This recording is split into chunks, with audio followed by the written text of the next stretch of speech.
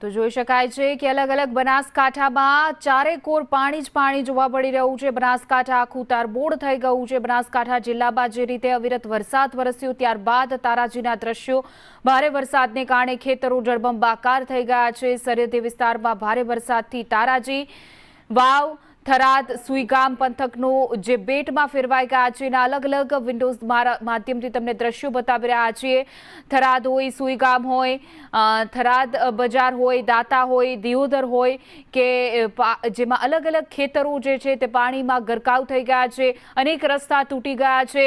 રસ્તો જે છે તેના પર નદી વહેતી હોય પ્રકારના દ્રશ્યો સર્જાયા છે। નીચાણવાળા વિસ્તારો લોકો જે વસવાટ કરે છે તેનું સ્થળાંતર કરવામાં આવી રહ્યું છે। અનેક લોકોના ઘરોમાં પાણી ઘૂસી ગયા છે। દુકાનો, બજારો, જનજીવન ખોરવાઈ ગયું છે।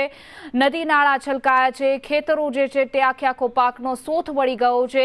અનેક એવા વિસ્તારો છે બનાસકાંઠા જિલ્લાના કે જ્યાં અત્ર તત્ર સર્વત્ર પાણી જ પાણી જોવા મળી રહ્યું છે। રસ્તો દેખાઈ નથી રહ્યો, લોકોના ઘર ડૂબી ગયા છે। અનેક વિનાશ વેર્યો છે। વાહન ચાલકોને ભારે હાલાકી છે તો ખેતરો જે છે જળમગ્ન થઈ ચૂક્યા છે।